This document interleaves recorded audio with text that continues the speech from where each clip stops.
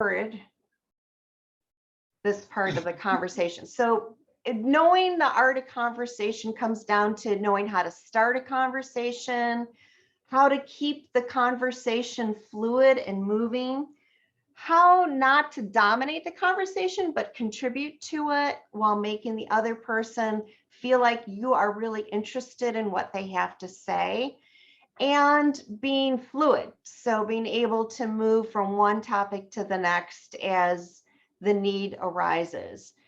And this author says when working with ESL students, the three biggest things that we can help them with that is going to aid their conversation skills are using rejoinders, which I'll be honest was not a term I knew till I listened to him, asking follow-up questions, which I'm guessing you all know what those are, and sort of some techniques for starting and ending a conversation. So I'm going to share some of his ideas. None of this is my stuff. I want to be really clear. These are all drawn from his book, Basic Conversation Strategies, or from his blog or this webinar that I went to. And he's very open about sharing his materials to help people. Missy, did you have a question? Yes, I don't know what a rejoinder is. I know, I'm going to explain it. Okay. Yeah, so here's the first strategy, using a rejoinder. So Missy, you can be my conversation partner here. What if I saw you and I said, Missy, my dog died yesterday? What would you say? I'd say that's very, very difficult. They're part of your family. Tell me about him or Okay, her. so Missy just used a rejoinder by telling me that she understands how difficult the situation is. And she asked me a follow-up question. What happened? So she just did the first two strategies there that we want to talk about. So rejoinder are commonly used stock phrases that show the listener we understand, we hear them, and we have some kind of reaction to what they're saying that's appropriate for the situation. It might be that we're happy for them, we're sad for them, we're interested in learning more, or maybe we're surprised or shocked by what they have to say. And this chart just has some of those common stock phrases. Whoops, sorry about that. That you can share with your student. And the way this author suggests approaching this with the student is to sort of raise the strategy and then show the student how the strategy is used by giving them a conversation that you can role play with them. So here's one on using rejoinders, and it's pointed out where somebody is coming in and using different types of rejoinders, so that you can practice getting your student used to some of these variety of phrases.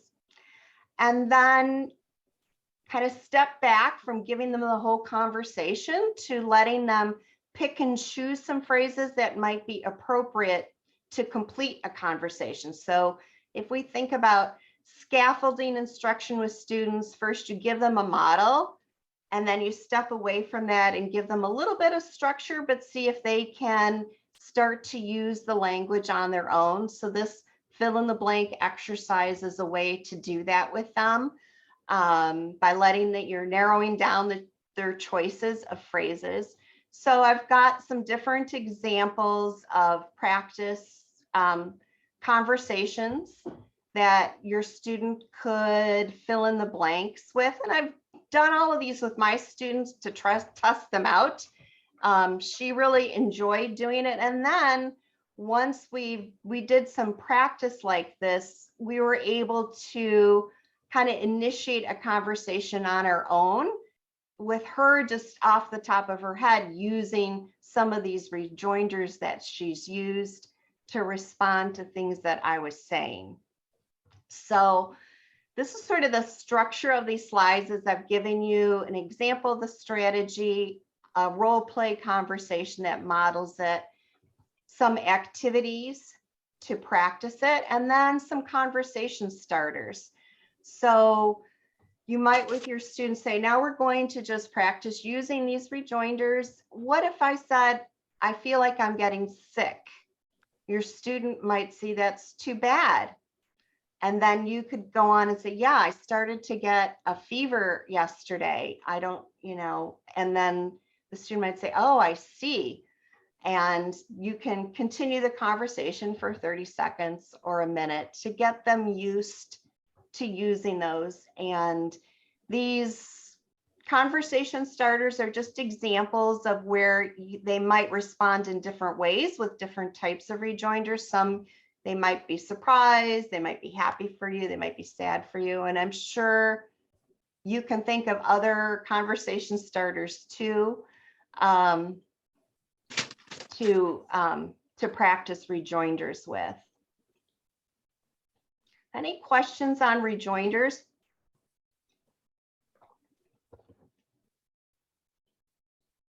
So just out of curiosity, what is the definition of a rejoinder?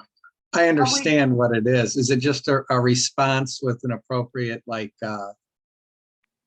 appropriate response that keeps things moving, or? It is an expression that we use, and I see if I can, let me go backwards here. It is a commonly used expression that shows the listener you understand what they have said and you have some kind of reaction to it. Okay, thanks. Yeah. So if Missy hadn't said anything to me when I told her my dog died, I might think she didn't hear me. She could care less. I wouldn't know, but she right away let me know she heard me and she felt sorry for me. And she had an appropriate reaction to it. All right, Thanks. So let me move ahead here. So the second strategy is asking follow-up questions. And I know Phyllis White, since I joined one of her conversation classes, is really big on using these with her students. You should teach your students those 5 W questions and the H question: who, what, where, when, and why. And to be able to draw upon those to keep a conversation moving. And again, using the same format of explaining the strategy and then presenting a model of using this. I've got a short conversation here from David Keehey's book where there's something happening with the cat caught in a tree, and the person is responding with appropriate rejoinders and follow-up questions to continue the conversation, so the student can sort of practice how this might flow. And then the same type of activity could happen where you are removing a little bit of the structure, but by giving a scenario to your student and asking them to pick and choose some questions or some rejoinders to fill out the conversation so that it makes sense, and then practicing that with them. There's 3 different short fill in the blank conversations that you can use with your student.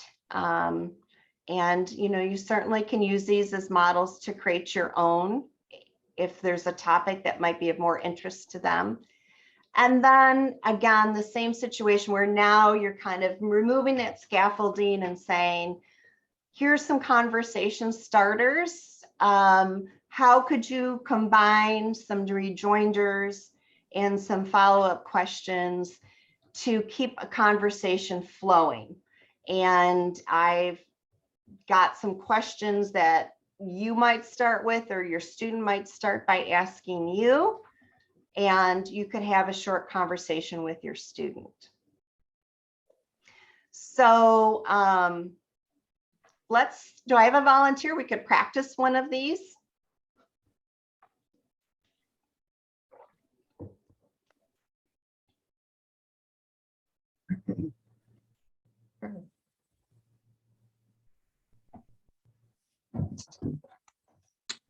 No one's stepping up. I don't mind. Who I said can't that? see everybody right now. Terry Rossman. I don't know if Okay, anybody. Terry. All right, so Terry, what is your favorite type of movie?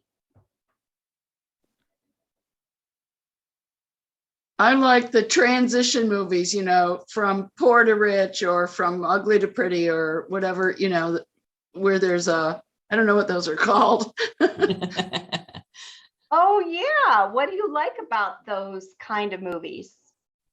I think they're sometimes called rags to riches is one kind. Mm, I like transformational things that are inspiring. wonderful. Would you recommend a particular movie that you really enjoy that had the rag to riches storyline? My favorite is Working Girl. Oh, what's Working Girl about? Henry Ford and what's his name? Ford, Harrison Ford. A girl from a working class family who is very smart and makes her way in a business environment. I see. That's nice. I'll have to watch it myself. So there's just an example of how that might unfold with your student. You probably would be the one answering the question, and your student would get the chance to practice combining these rejoinders and questions. So it shows them how to keep a conversation going beyond just one statement from each party.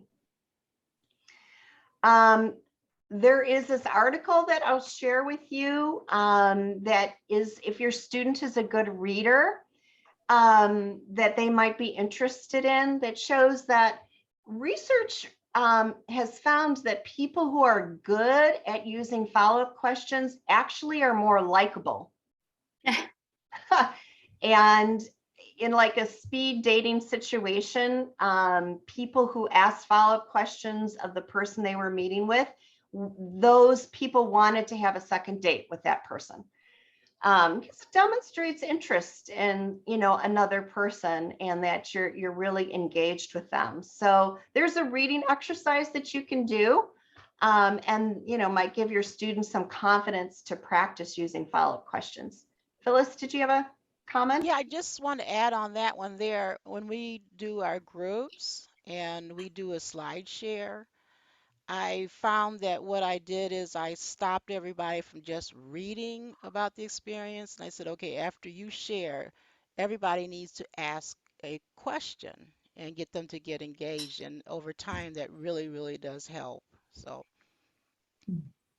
Great. Yeah, and putting the onus on them to think of a question to ask the right. presenter. Mm-hmm.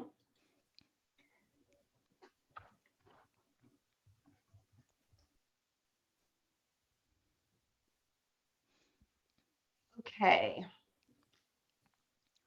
I have a question about this. Mm-hmm. Trying to just make my way and figure it out, but sometimes the conversations become quite personal and we share things about ourselves that, you know, you might not share just if it wasn't.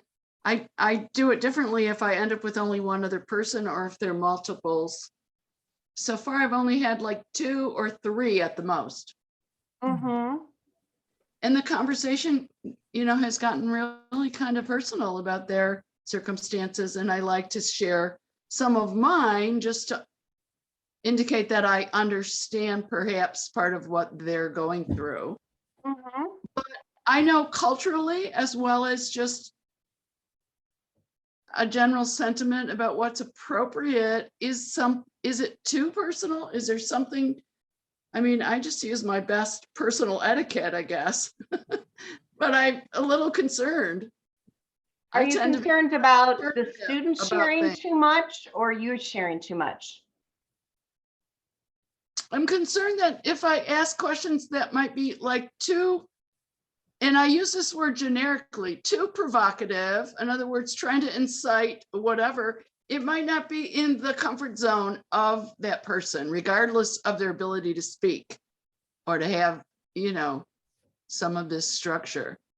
Well, I would follow their lead, and I wouldn't, until you built a relationship with them and they've shared some things, I don't know that I would probe too hard because that might make them Right, of uncomfortable. course, yeah. Yeah. Yeah. All right, no particular specifics, got it. Mhm. So one question or, follow-up that your student ought to learn is how to ask for clarification if they don't understand what's being said. So here's just some stock phrases that your student can use. And again, there is a practice slide where you can pretend to be giving some information that isn't clear to the student, and they have to, practice getting comfortable asking for clarification. So the third, let me back up here. The third strategy is how to start and end conversations. And 3 ways to start a conversation that work well for most of us are to make a compliment, to make an observation, or to ask a question. And giving your student the opportunity to practice each of those techniques can really help them too. So I'm going to invite you guys to unmute yourself and just answer these questions. You can do this with your student too. So if someone said to you in the store, your friend saw you, you look tired today, what strategy would I be using? Observation. An observation. What about, I like your jacket? Compliment. Compliment. What are your plans for the weekend? Question. Right. This is a great price on apples. Observation. Observation, right. And this is a good one for somebody who's going to a party or some kind of event. How do you know the host? Question. Question. Right. Yeah. So, those are just some examples that you could share with your student. And again, you could practice that with your student by saying, here's your topic, yesterday or last night. Ask me a question to start a conversation. And then hopefully by this point, they're familiar with rejoinders and some questions, and they can keep a conversation going for a period of time on that topic. Like, tell me what you did last night. Oh, really? Where did you go? And so on. And again, you can probably add to this list. There's just some suggestions for practicing that. And then, there's always some stock phrases we turn to when we need to end a conversation. I better be going. It's been nice talking to you. I hope we get a chance to talk again soon. Well, I won't take up any more of your time. Please excuse me. Those are phrases that you can teach your students and they can use to wind down a conversation as well. So that is what I have put together for you based on David Keehey's book. I will pop the link in the chat window, but I'll also follow up with an email and send it to you. Thank you. My student, when I did this with her, enjoyed doing this, and I've noticed since then that our conversation that we have kind of at the beginning and the end of our lessons has been a little bit more robust. Like she's saying, oh, wow, really? Why? She's kind of using more of those rejoinders than she did before. So it kind of seems like a no-brainer to us, but I think by making it explicit to our students and giving them chances to practice it, it'll make them feel more comfortable about speaking to Americans and speaking to other, people they meet in the community. Any questions or thoughts on how you might use this with your student or your small group? I think you've given us a lot of ideas, Laurie. just this last one, for 30 seconds, to ask them to jump in with some reaction or explanation.